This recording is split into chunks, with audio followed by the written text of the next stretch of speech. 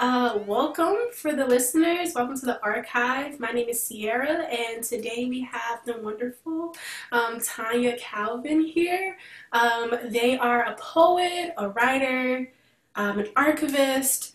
Oh, what else did your signature say? Future ancestor, which I really love. Yeah. There's just so much that you do.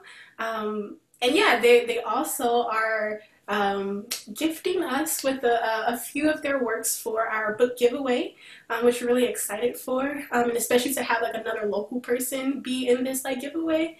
But yeah, so I guess before we talk about like what your work is, I read it and I was just like, oh, this is a lot of like reflection that I have to do now. There's a lot of like, oh man, and not in a bad way, but it's just like the weight of the world. um, Mhm. and so, but I really want to center joy and like just different experiences. And so for you, this past year has been hectic for a lot of people in different ways. But what have you been able to create or find joy in, and or like deep reflection? Mhm. Yeah. So it's interesting that you asked that question because I feel like I've been in a very unique situation where I've actually been very blessed this year. I graduated college this year and I got like a salary job and like have like an archivist position now, and I actually have time to like work on my art and things like that. So I've had a lot of opportunities to like reflect on the opportunities that I've been provided with, or not provided with, but I guess that I've like worked my ass off for, that it feels like it's finally all coming together. And so a lot of what I've been working on has been submissions. I wanted to at first I wanted to just release a project of my own, which is why I released my chapbook, Liminal and Other Poems. And so I did that, but after that, I honestly was really exhausted. And I was like, I want to keep writing, but I can't keep, because I was doing this thing where I was like coming out with a zine or like some kind of written and visual content every season. And it was very draining. And so for a while, I wanted to just focus on submissions to other publications that I wouldn't have to worry about doing the layout or anything like that. So I submitted to a couple of my friends' publications. I have a friend, Latrell Broughton, who is I love Latrell. He's a photographer, and he's putting together a magazine called Blue Book Magazine, and it's like for African people and people of the African diaspora. Thinking about home, which was why I was really interested to hear you talk about that podcast episode that you did with Ebony. And so that was really cool, but that what I submitted to that was not new work. It was work that I had actually done for the performance that I'll talk a little bit about later. But another work that I submitted to is this zine called Rigmarole. And I think that's how you pronounce it. I had never seen the word rigmarole until like I had literally heard of the zine. But some of my friends from college do it. And it's super like everybody that's in the zine, I feel like I know in some way because we all went to school together, and so it feels very communal. And even though like I don't know everybody in the zine, it still feels like we're in conversation because there's always like a topic or something like that. And those come out every season. And so I wrote something for the autumn. I think it was the like autumnal equinox issue. It hasn't come out yet, but they're working on it. And that one was a poem about rage that actually did bring me a lot of joy because it's really fun to read out loud. It's about rage, but about sort of all the things that come from rage that are not necessarily bad. And I think that as like a Black femme, like especially a Black disabled femme whose like anxiety comes out a lot as anger, like I used to yell at people all the time. Like all the time. I was like known for it. And it was just like people would be like, you're obnoxious, like you're intimidating, like all of these things. And it was just like, I learned after a certain point that it was like, because I'm angry, because the world is messed up. Like there's like, and so like there's that song by Solange with like Mad. I love that song. I like heard that song and I was like, this is exactly how I feel. So that poem, I played a little bit with form and actually thought a lot about how it would be read out loud when I was writing it. And so that was super fun. And then I worked on a submission for a like cutie pock zine about intimacy. I'm not sure when that one's coming out. Everybody who's making these zines is like really busy and like has like day jobs, and so it's just like hectic. But this person is working on a zine about intimacy, by and for queer and trans POC, and that one, writing that one was super fun because I wrote like a love poem. And I hadn't written a love poem in a really long time, but it's just like, I feel like when you explore like queer and trans relationships, there's like something that wakes up and something that is like, oh, that like what you're talking about, like we deserve joy and like we deserve to be able to like talk about these things. And so it was really refreshing to be able to write about something that like makes me feel full and like whole. And I don't want to say like complete, because like no other person like completes me. I don't really like believe that, but like definitely like full in a way that is like a lot has been taken from us. And when I feel like I can love my other partners or like whoever I'm with at the time, then that's like something really beautiful. And I like being able to write about that. So those are some things. I also wrote an essay for a submission for another magazine, and I hadn't written an essay in a really long time. So that was super fun. I'm editing it now. Editing it is not super fun. But yeah, and then the last thing I'm working on that's actually due on Tuesday, oh my God, is a submission to a queer and trans Afro-Latinx anthology. Oh yeah, I saw that. Yeah, so I'm submitting to that. I know the person that's organizing it. I don't like know them, but I've like met them before. And I sort of like slid them an email and I was just like, hey, because if my submission got accepted to that magazine, that would be really amazing. And so I'm trying to like manifest that. But that one's about like memory and how queer and trans Afro-Latinx people create care and like spaces of care for each other, and then like imagining futures and like world building together. So that's what I've been working on. Wow, that's a lot. But it's like Yeah. there's so many like little things to pull from. First, congratulations on graduating, because that's a whole Oh, thing. thank you. And then also just like all of those care, love, rage, all of these emotions, and that's just what they are. The essence of it, they're just different types of emotions. But how the ways in which we're not always allowed to express those, or we have to tiptoe, or whatever sort of like limitations people place on us or we place upon ourselves.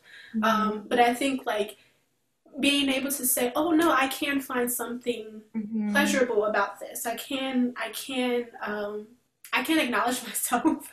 I can say, oh, I am angry, and like I have a right to be angry, you know? But also like I am a loving person. I can give love. I can receive love. I can care.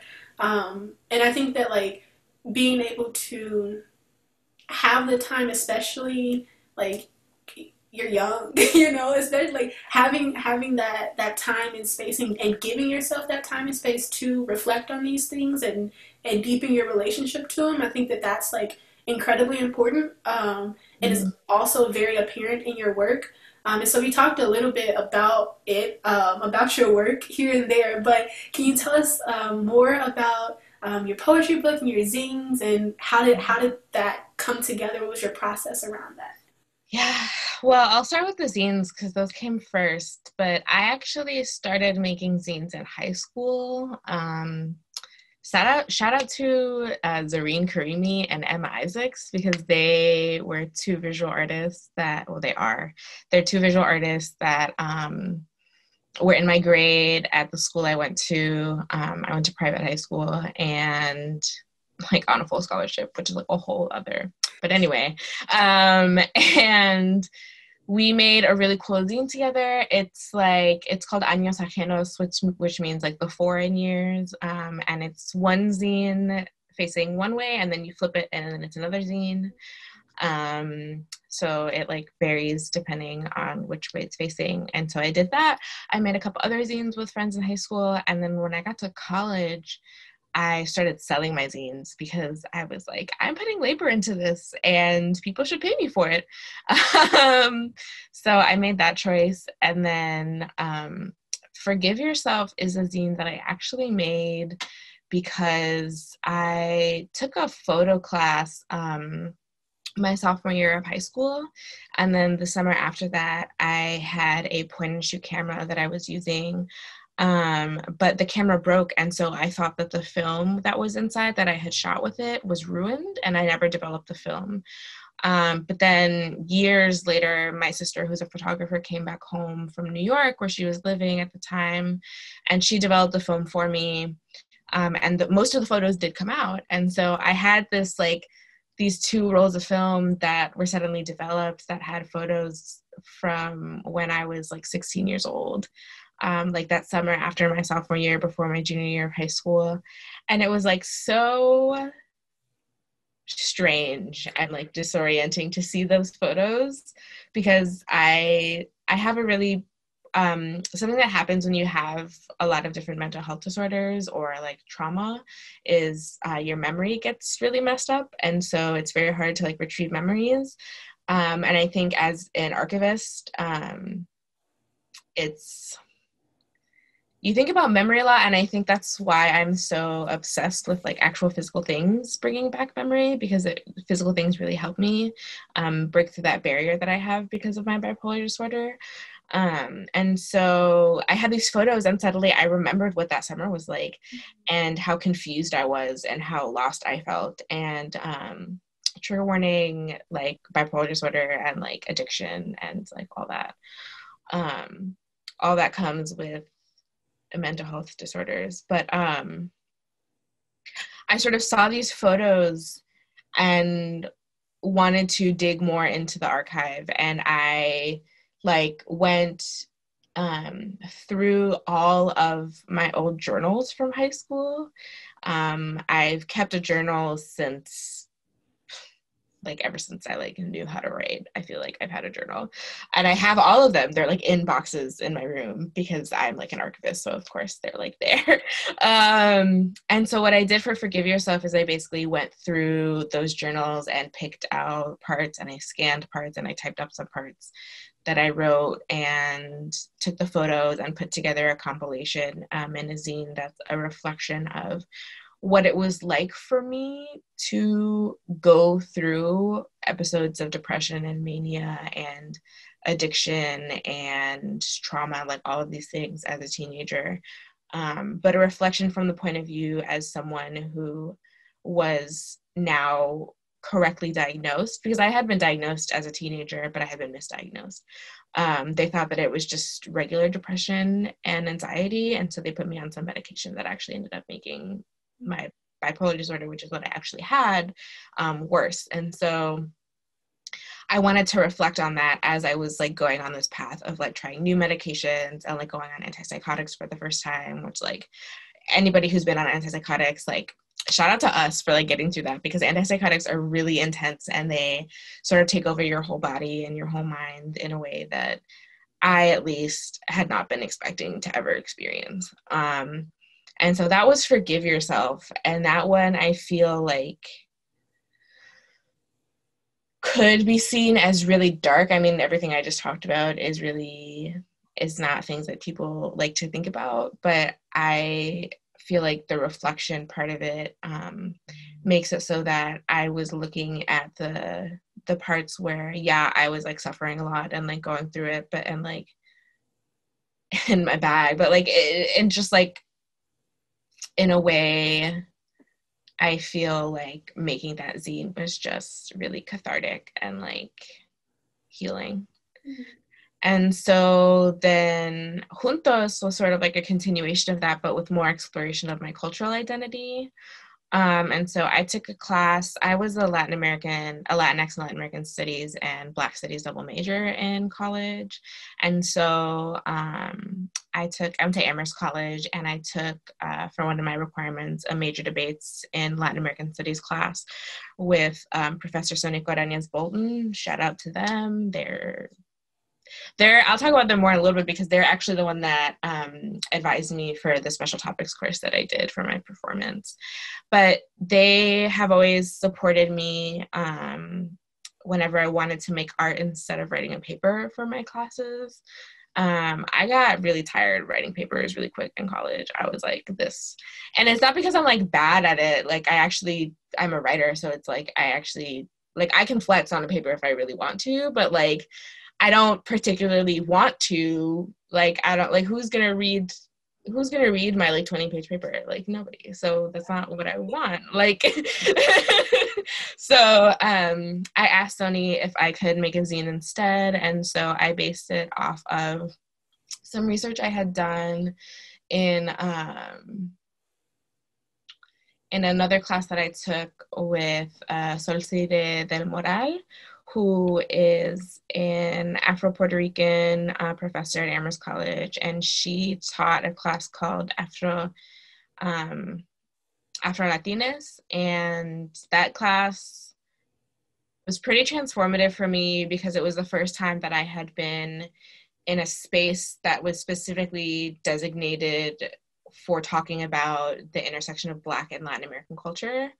I feel like I had always known Afro-Latinx people, but I had never considered myself Afro-Latinx. I had never heard the term Afro-Latinx, so that class like changed a lot for me. And I did my research in that class on Afro-Mexican people, because I was like, I know our situation is different because like I'm Black and Mexican American, and I'm not Afro-Mexican, because those experiences like are really different. Like I didn't grow up in Mexico, so I don't know anything about what it was like to grow up in Mexico, so I can't really talk about that.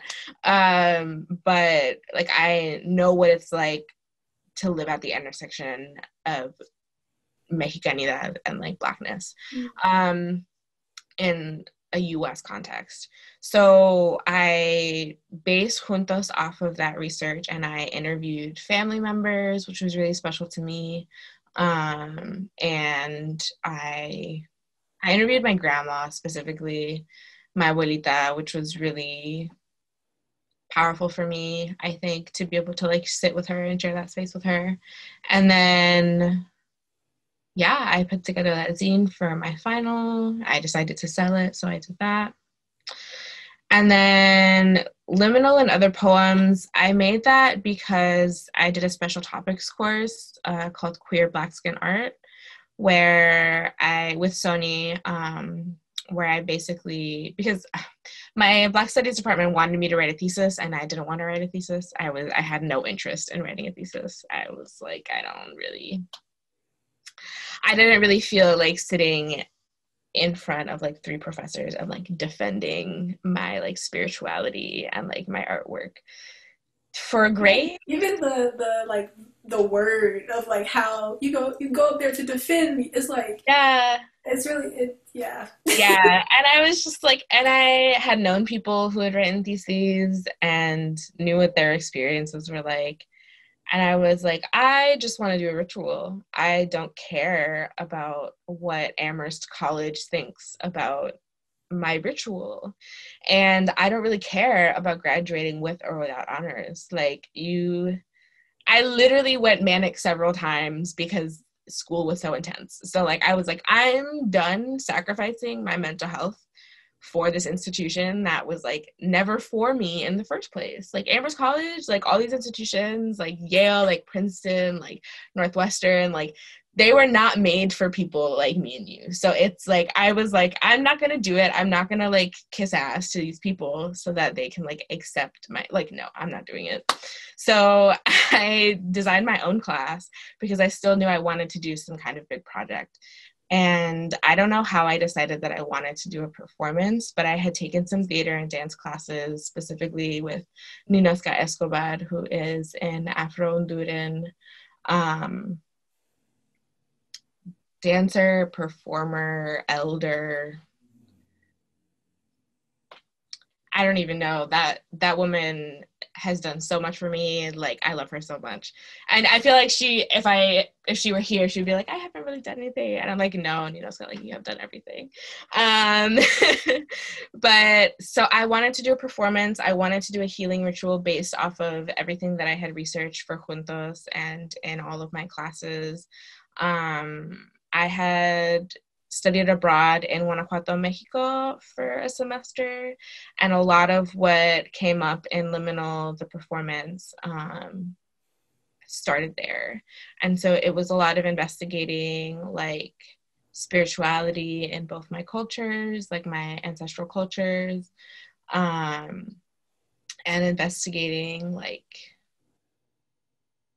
I read a lot of lesbian poetry, which was like super fun. I can't believe I got credit for reading like basically like softcore lesbian porn, but it was like I was reading like Pat Parker and like Audre Lorde and like Nikki Giovanni, and I was just like, this is wonderful.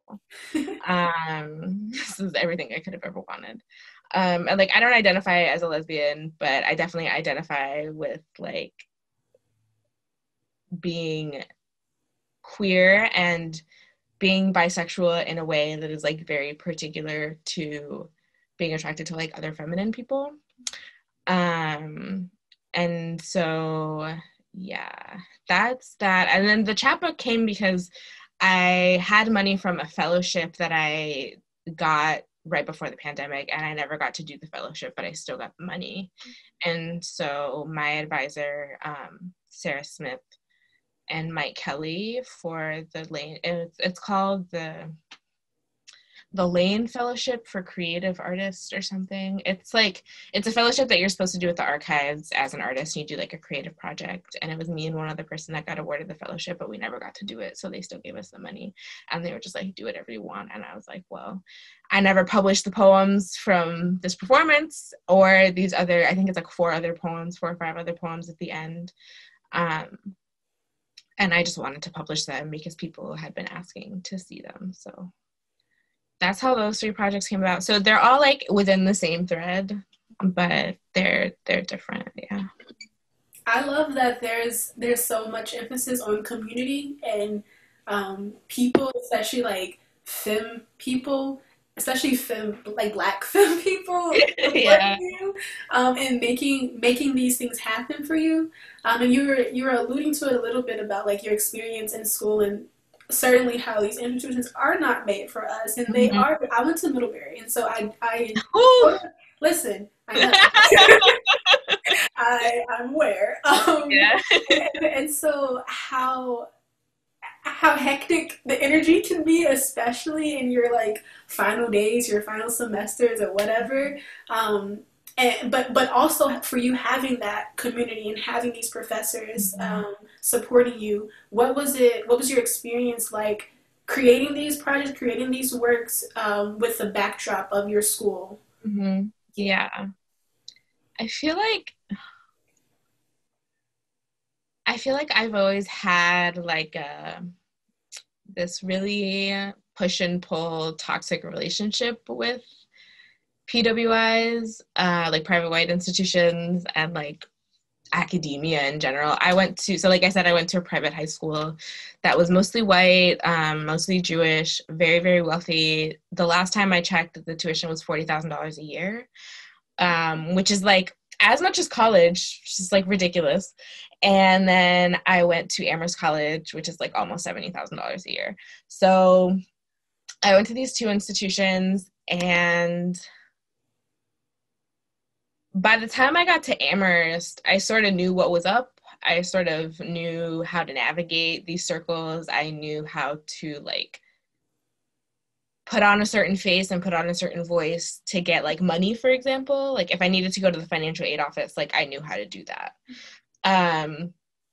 What I didn't know was that I was done, like completely 100% done reading old white men. And I still had to do it for a lot of my classes. And also like old white women, like Amherst, Emily Dickinson was born in Amherst. And so like so much of what is in Amherst is just about Emily Dickinson. And like as a poet, as a Black queer femme poet, I do not identify with anything that Emily Dickinson has ever written about. So I have no interest. And it was just like really, so it was interesting because for that reason and for several other reasons, I didn't take any English classes at Amherst, which now I kind of regret because there are some Black femme professors and Black women professors at Amherst in the English department who are really cool that I sort of missed opportunities to take classes with them. I had to learn very quickly how to advocate for myself and decide what I wanted and like make that happen. Because at Amherst, like, it's very easy to fall into the trap of like going into finance or like fall into the trap of just like looping back and going straight into academia as a professor, which like I am sort of looping back and going straight into academia as an archivist, but that's a very different position. I have a lot more freedom in what I'm allowed to do as a staff versus the faculty. And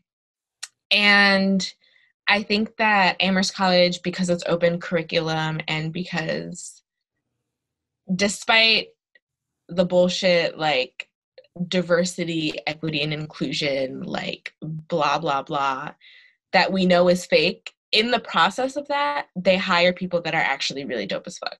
So I was able to meet people like Nina Oscar Escobar, like Solcida del Moral, like Sonny Coranias Bolton, like all of these people that were there for me when I needed them to be. And even other people like my therapist, Lola Brown, who was like super dope, who was always there for any student of color, especially Black students, especially Afro-Latina students, especially like queer students. Like, and I think that I don't mean to say that Amherst College is a great college because it's not, because the only way that people get access to these resources is by knowing what you need and knowing how to ask for it. And I don't really have any advice for how to do that other than I felt like I was literally dying and like I needed help. And so I needed to figure out what to do to like, because I was like, there's this thing in bipolar disorder called rapid cycling where you like go from manic to depressive and back and forth very quickly, like within the span of a couple weeks. And basically that was like happening to me for a while. I would like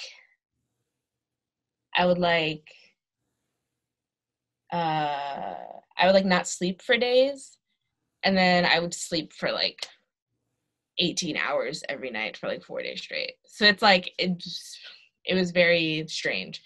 And that all was happening, and I knew I needed help, and so I reached out to everybody. I reached out to professors, I reached out, and like through the process of that, learned how to talk about the things we were learning in class in relationship to my own identity. Especially because the whole reason I wanted Lola Brown to be my therapist was because she's a Black woman, she's an Afro-Latina woman. And I, as a Black studies major, was investigating and researching slavery and everything, and like going into the archives about slavery, which like when you do that and you see things like bills of sale for like people, or like you see like insurance receipt for like people, like insurance claims for like people's bodies that were thrown overboard, like these things affect you. And so I needed to go to my professors. And like, for example, with Ninoska, like we were supposed to read For Colored Girls by Ntozake Shange, which is a very powerful piece. And I love that piece, but I can never get through it because it's very triggering. It's a very, very, very triggering. It's beautiful and definitely within the canon that I refer to, but I can't get through it. And so I went to go meet with Professor Escobar and broke down in her office and was like, this is triggering. This is why this is triggering for me. Like, and after that, we had a relationship where I was able to talk to her about performance. It was an African-American theater history class. And so we talked about performance, and we talked about theater, and we talked about history, and we talked about Black history and Black theater, which is so different than white theater. Yes. Like, and so that was the background of me, like, being able to draw on these resources and draw from these people and be like, hey, I want to make a healing ritual and I want to invite people to it, and you can call it a performance if you want, because it's easiest to call it a performance, but basically I'm trying to heal myself and I want you all to be there. And so all of these people were at my performance, and Lola wasn't, because people be busy, you know, but she was there in spirit for sure. And I feel very proud of myself that I was able to grow enough to get to a place where I could ask those questions for myself and insist that the institution support me. Because I got money from the institution, and what did I buy with the money? Herbs. Like,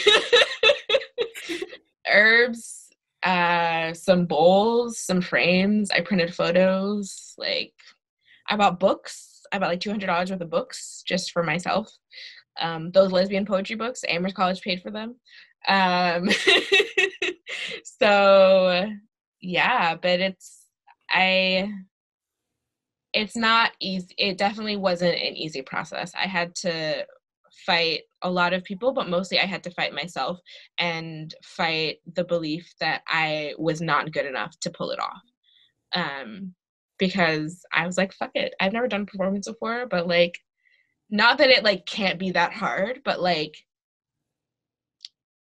I could do it. I knew I could do it. And I did do it. And I did everything. I did costume, I did choreography, I did the set, I did everything. Like, and it took a whole semester, and it took me literally carving out the amount of time that I would carve out for a class, but I was able to do it, and it was really good. Yes, I love that. That's very one lesson for people out there listening. Ask what you want because the school has money. The You school deserve always has money. You're paying Like, for it. This is a service. Get your return. right, Very right. true. And also, yeah, the process of creating is really the process of getting to know yourself better, getting to like break down these walls or break down these ideas of what you have of yourself or of the world, and like figure out what's true to you. Yeah. So I think that is amazing. I think that's commendable and like necessary. Like that's the path that we should all have access to. Yeah. So you in your signature, I always go back to this. So funny. Your ancestors, I love that Yeah. because like that's true. Like we all are, and I think when you think of yourself in that way, you I don't know, you move differently. You think about the world differently. You understand. Maybe you don't always know your like exact purpose in the moment, but like you definitely are aware that there are things before and after you, and you are just a piece in it all. And so, for you, what do you hope your legacy to be, or what are you asking the universe to like bring you towards? Yeah. Yeah. The whole future ancestor thing I started thinking about because I have a nephew. My sister had a baby. He was born in late August, so he'll be 2 next August. And that sort of like seeing him for the first time, I saw him he was born literally like 36 hours before I had to fly back to campus for my last year. So I saw him, but I didn't get to hold him. And just seeing him like changed a lot for me, because it was like, whoa, this moment where I just had to think about how I was, the place that I would hold in his life, and how I influenced him. And I asked myself this question a lot of like, if he ever came to me for advice, would I give him the right advice? Or like,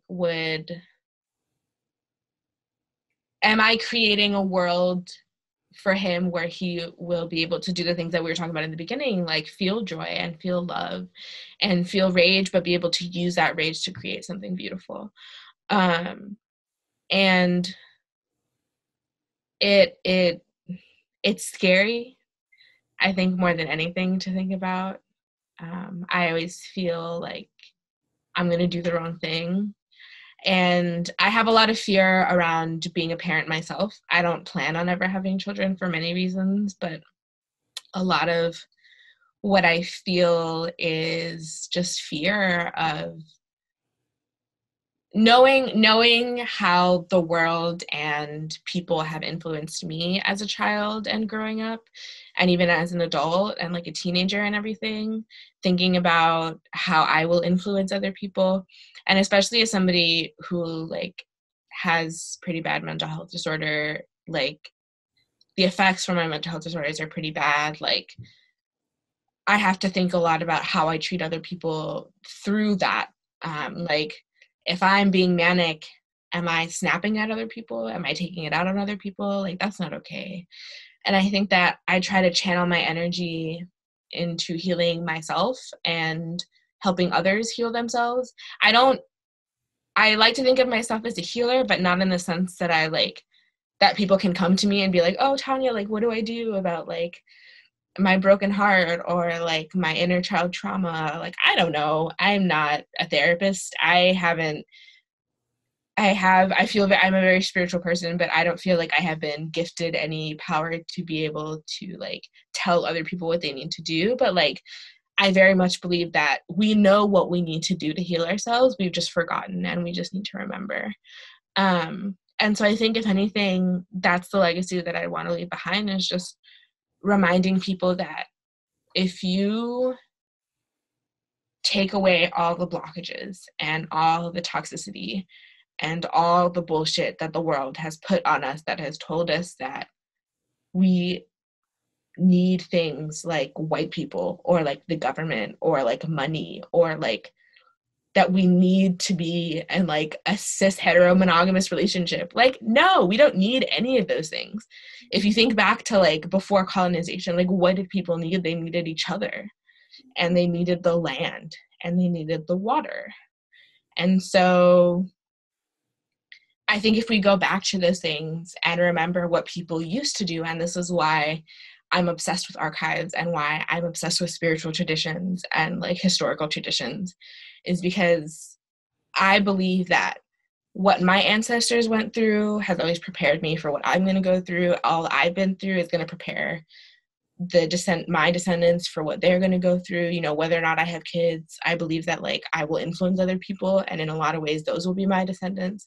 And so all of these things like come together, and I just would like to live a life where I can remind people to just sort of like really look inside of themselves and be like, what did my ancestors do when they were going through it? Because like, if my ancestors could live through slavery, then I can live through whatever bullshit coup is happening right now. Like, I'm sure I have the tools necessary to figure it out.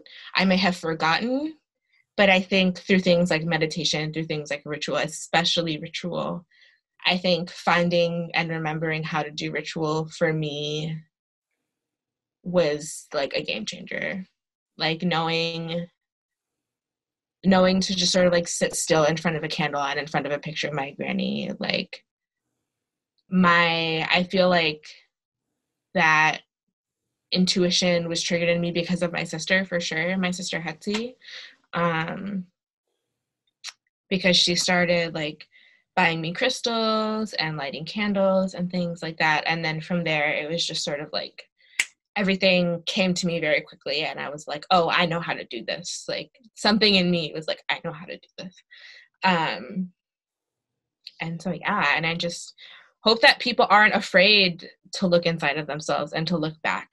A lot of people are really afraid of ritual. A lot of people are really afraid, for example, of like animal sacrifice. But it's like, we are not the ones destroying the planet with animal sacrifice. If anything, we're saving the planet with animal sacrifice, because you're sacrificing animals in the name of abundance and prosperity for the earth. And so you give that blood back to the earth. You know, like it's levels to it. And like, for people to say that animal sacrifice is like of the devil is like to completely misunderstand the entire cosmology of African American and African religious and spiritual traditions. Like, but that's like a whole other, I could talk about that for days, but. I guess the next and sort of last question I have for you is, who are you choosing to be next in this new chapter, these new journeys that you're embarking on, and or are there any sort of projects that you're working on that you'd like to share? Yeah, so I, like I said, I've been doing a lot of submissions. I've also been selling a lot of artwork. So I'm having a Jupiter return sale. If you want to look at the details, you can, it's not on my website. I guess I should probably put it on my website, but if you go to not tired, but sleepy, on Instagram, there's like a couple posts with the information about that. But I'm selling actually an abundance gift package that's $111, and it has a copy of my chapbook that's actually sold out. So it's the only way that you can get a copy of the chapbook right now. A copy of Juntos, a copy of Forgive Yourself, each of 4 bookmarks that I just made, a print that I just made that's it's limited edition, so I'm not going to be making them forever. And all of that together, it's worth like $175, but I'm selling it for $111. So there's that. And then everything, the prints, the bookmarks, and the zines, not the chapbooks, so are also on sale. So you can look at that. The order form is in the bio.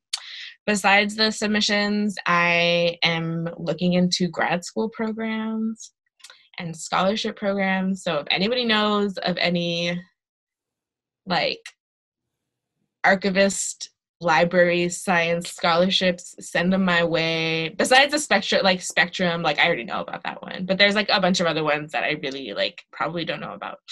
And then I'm probably going to be releasing more work of my own. I am in the process of putting together a zine that I was supposed to release with my sister a couple years ago after I studied abroad in Mexico, but never released. And so I don't know when that one's coming out. It usually only takes me like about a month or so to put out a project when I really want to do it, but I have a day job now, so I don't know how that's going to look. But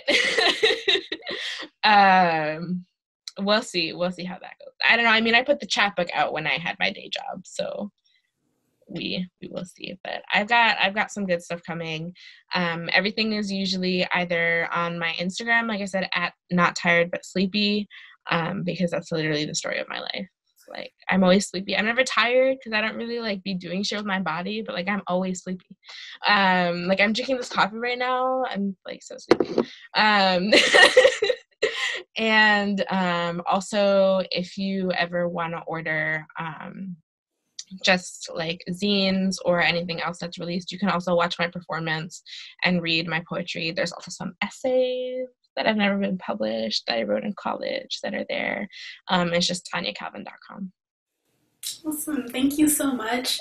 For the listeners, be sure to follow us at Dig3X.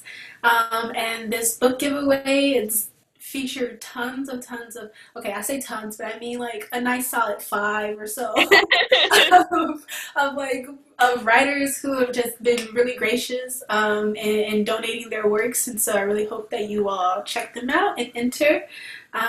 Yeah, I just want to thank you again. Like this was exciting and unexpected. You know, I didn't know how this connection was going to work, but it worked. And a lot of those things are definitely relevant to the world and also like to myself. And so thank you for sharing. Yeah. Yeah, of course. Thank you for having me. This was so fun.